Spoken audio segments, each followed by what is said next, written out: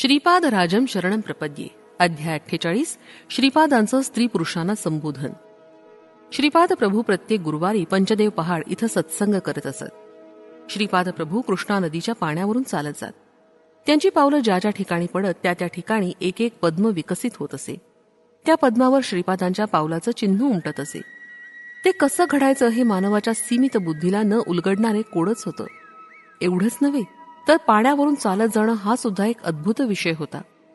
थोडे दिवस हे सर्व पाहणाऱ्यांना आश्चर्य वाटत असे, परंतु काही काळानंतर लोकांना श्रीपादाची ती साधारण लीला वाटू लागली.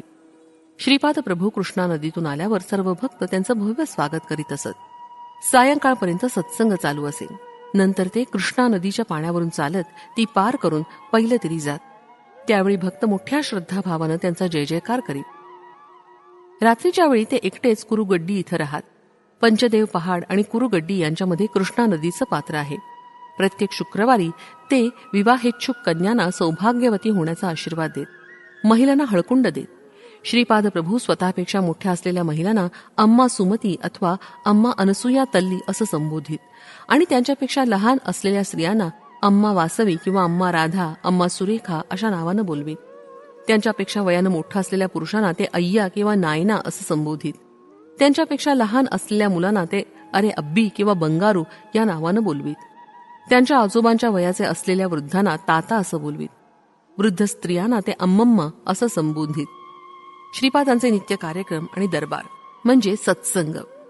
गुरुवार आणि शुक्रवारी होणारा सत्संग श्रीपादांच्या इच्छेनुसार कधी कुरुगड्डीस होई तर कधी पंचदेव पहाडावर.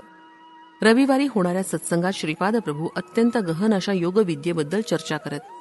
त्यानंतर दर्शनाला येणाऱ्या भक्तांना क्षेमकुशल विचारून त्यांच्या अडचणी प्रश्न मोठ्या प्रेमभावानं सोडवीत आणि अभय वचन देत. सोमवारच्या सत्संगात पुराणातील कथा सांगत त्यानंतर भक्तांच्या समस्येचं निराकरण करत. मंगळवारचा सत्संग उपनिषदाचा बोध करण्यासाठी असे. यानंतर भक्तांच्या वैयक्तिक समस्यांची चर्चा होऊन त्यावर उपाययोजना सांगत. बुधवारी वेद आणि वेदांचा अर्थ विवरण करून सांगण्यात येत असे. गुरुवारी गुरुतत्वाबद्दल विवेचन असे.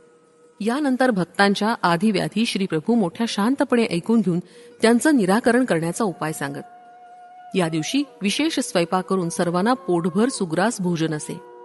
या जेवणाचं वैशिष्ट्य असं की श्रीपाद प्रभू पंक्तीत स्वतः काही पदार्थ वाढत असत. काही भाग्यवंतांना त्यांच्या हातानं घास देत. त्यांच्याकडे अन्नधान्याचा किंवा धनाचा कधीच अभाव नसे.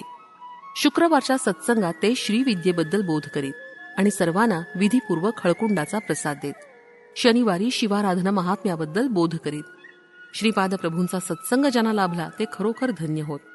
श्री प्रभूंचे भक्त भाजीपाला, ज्वारी, रागी वगैरे आपल्या शेतात पिकलेलं धान्य आणीत. दररोज भक्तांना अन्नदान असे, परंतु गुरुवारी विशेष स्वयंपाक केला जाईल. त्या दिवशी सर्व पदार्थांबरोबर एक पक्वान्न केलं जाईल. ते सर्व भक्तांना प्रसाद रूपानं वाटलं जात असे. श्रीपादांचं हृदय लोण्यासारखं अत्यंत मऊ होतं. त्यांना भक्तांची दुःख पाहावली जात नसत. त्यांच्या सत्संगात आलेला दुःखी श्रोता जाताना अत्यंत आनंदानं घरी जात असे. श्री दत्तात्रेयाच्या दत्त पुराणाचं पारायण करणाऱ्या भक्तांना श्रीपादांचा तत्काळ अनुग्रह होत असे. अशी ही श्रीप्रभूंची माया कोटी मातेच्या प्रेमापेक्षा अधिक असे. रात्रीच्या वेळी कुरुगड्डीस राहण्याची कोणासही परवानगी नसे, परंतु माझ्या बरोबर आलेल्या वृद्ध संन्याशास श्रीपाद प्रभूंनी राहण्याची संमती दिली. मला सुद्धा रात्री कुरुगड्डीस राहा असं श्रीपाद प्रभूंनी सांगितलं. दुसऱ्या दिवशी श्रीपाद प्रभूंनी त्या संन्याशास काशीस जाण्याचा आदेश दिला आणि अंतकाळपर्यंत तिथंच राहण्यास सांगितलं. स्वयंपाकाची भांडी घासणं, स्वयंपाक करणं, येणाऱ्या भक्तांची सर्व प्रकारे व्यवस्था ठेवणं ही माझी कामं होती. दरबारात कोणत्याही वेळी भक्त आल्यास त्याला जेवण मिळत असे. जे भक्त घरी जेवण करून आलेले असत त्यांना सुद्धा प्रसाद म्हणून भोजन घ्यावेच लागे. ज्यावेळी शिजवलेलं अन्न कमी असून जास्त लोक जेवणास आले असतील त्यावेळी श्रीपाद प्रभू आपल्या कमंडलूतील जल भोजन पदार्थांवर सिंचन करीत.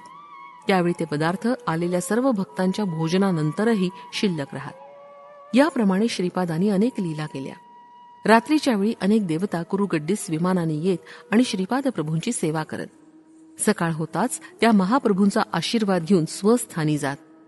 काही वेळा हिमालयातून काही योगी येत, ते सुद्धा कृष्णेच्या पाण्यावरून चालत येत. त्यांचे देह अत्यंत कांतिमान आणि दैदिप्यमान असत. या योग्यांना श्रीपाद प्रभू स्वतः जेवण वाढीत. श्रीपादांचं जेवण म्हणजे मुठभरच असे. ते वऱ्याचे तांदूळ असोत की ज्वारीचा भात असो किंवा रागी संकटी असो, त्यांच्या भक्तांचं पोट भरलं की त्यांना स्वतःचं पोट भरल्याची संतृप्ती प्राप्त होत असे. रविदास नावाचा एक रजक होता. त्याला श्रीपादांचं वस्त्र धुण्याचं महाभाग्य प्राप्त झालं होतं. परंतु श्रीपादांच्या दर्शनानंतर सुद्धा वाईट प्रवृत्ती त्याला त्रास देत होत्या. त्यांच्या निवारणासाठी त्यांनी श्रीपादांच्या चरणांचाच आश्रय घेतला. श्रीपाद प्रभू सांगत असत की पितरांचे विधियुक्त श्राद्ध केल्यास त्यांना शांती लाभून मुक्ती मिळते. अष्टदशा वर्णातील सर्वांना त्यांच्या धर्मकर्माप्रमाणे फळ भोगावं लागतं. त्यात पक्षपाती दृष्टी नसते. आज मिळालेली सुसंधी नेहमी मिळेलच असं नाही. माझ्या पुढच्या अवतारात मला थोडं कठीण प्रवर्तन करावं लागेल. कित्येक जन्माच्या पुण्यफळानं श्रीपादांचं दर्शन लाभतं. अशा आलेल्या संधीचा पुरेपूर फायदा करून घ्यायला हवा. या संधीचा उपयोग न केल्यास कित्येक जन्मापर्यंत सद्गुरूंचं दर्शन होणं कठीण आहे.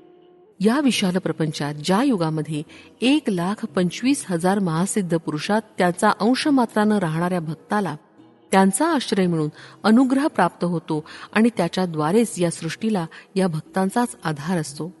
श्रीपादांच्या केवळ संकल्पानं सृष्टीची निर्मिती, स्थिती आणि लय होत असतो.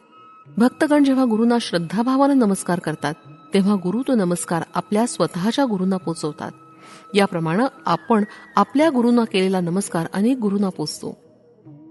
देवाला जरी आपणावर राग आला असला तरी गुरु त्या क्रोधापासून आपलं रक्षण करतात. प्रत्येक शिष्याला गुरूंचा आशीर्वाद लाभतो. गुरूंच्या आराधनेनं इहलोक आणि परलोक दोन्हींची प्राप्ती होते. श्रीपाद प्रभूंचे सारे शिष्य सात्विक भावाचे होते. हृदयात भगवंताचं नामस्मरण करीत कर्मांचं आचरण. कुरुगड्डीचा विशेष महिमा नित्यक्षेत्रासारखा आहे. तिथं असलेलं दैवत जागृत स्वरूपात आहे.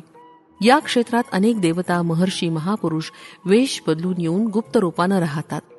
इथं त्यांचं स्थान ठरलेलं असतं. हृदयामध्ये देवाचं नाव भरून सदा चरणानं निहून विहित कर्म करीत राहावं असं श्रीपाद प्रभू आपल्या भक्तांना सांगत.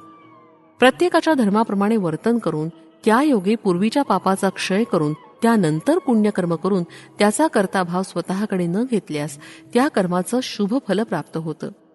श्रीपाद प्रभूंच्या या दिव्य वचनाचं पालन केल्यास आपली जीवन नौका या भवसागरातून सुलभतेनं पैलतीरी जाईल.